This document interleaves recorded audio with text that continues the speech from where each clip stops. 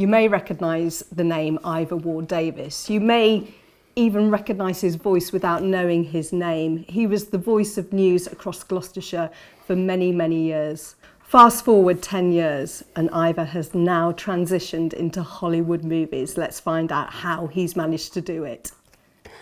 Ivor, it's lovely to see you. Gosh, we worked together years ago, didn't we? Oh, gosh, probably 14 or 16 years ago. Yeah. I'm not sure about Hollywood movies. Well, one and a bit, really. Oh, come on.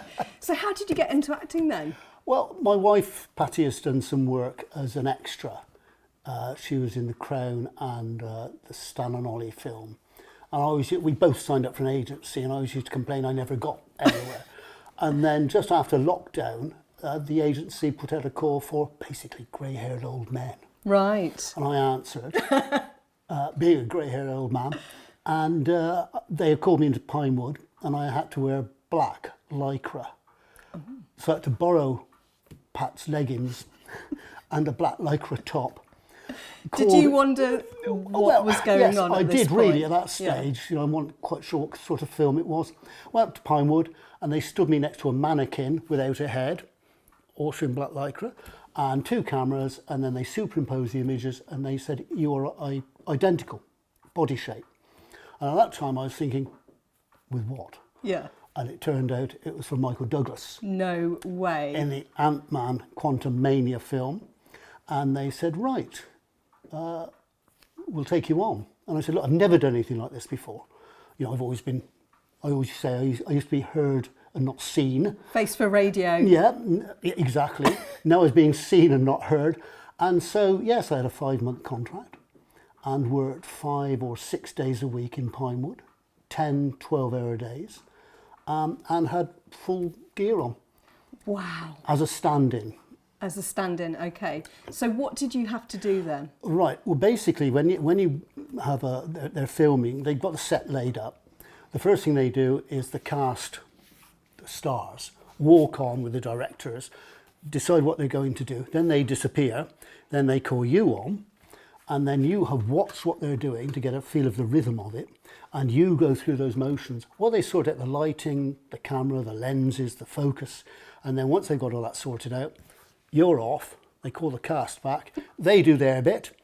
As soon as you hear that they've finished, you are ready to go back on for the next one. Because very often a scene will take many, many takes. I mean, we did a scene around a restaurant. And there's 4 of us sat there, a space restaurant. And of course, they have a camera on, say, on me, and then on my aunt wife. Your aunt wife? Yeah, we had a little family. I was aunt dad, I had an aunt wife, I had an aunt son-in-law, an aunt daughter, and an aunt granddaughter, all stand-ins. And so we were a very tight-knit group because we were together, and you need it because you had good and bad days. And so you supported each other. But then, like they would perhaps take 2 or 3 days just to shoot one scene around with all the different angles. Occasionally, I was asked to double, which is a step up from a stand-in. And in that case, there's a possibility you'll actually appear in the film.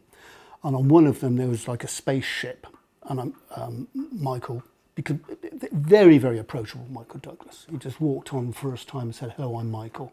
And I introduced myself and he shook me by the hand, which during the COVID thing, we were all in masks. I thought it was quite good. And you stand by him a lot when you're waiting for filming. So they were quite talkative. Nice guy. Yeah, very nice guy. And they put me in this spaceship. It was like done a hydraulic ride, and they had it dialed up for about 4 from Michael. And when I went in, they put it up to 10. And so what, like G-force on your cheek? Well, it was just shaking about. And I was on there about an hour and a half. Wow. And then I had to put my hands in some like silicone sleeves. And there was a guy sat next to me just off shot. And at the end, I said, thanks for looking after me. He said, I'm not looking after you. It's those. They're $7,000 a piece.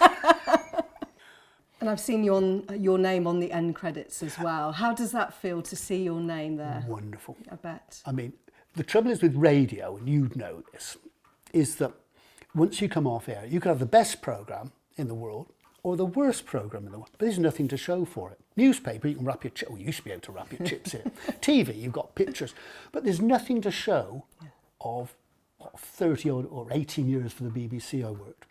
So this bit, my my little name's standing. There it is. Ivor Ward Davies. There it is. And they will never take that away.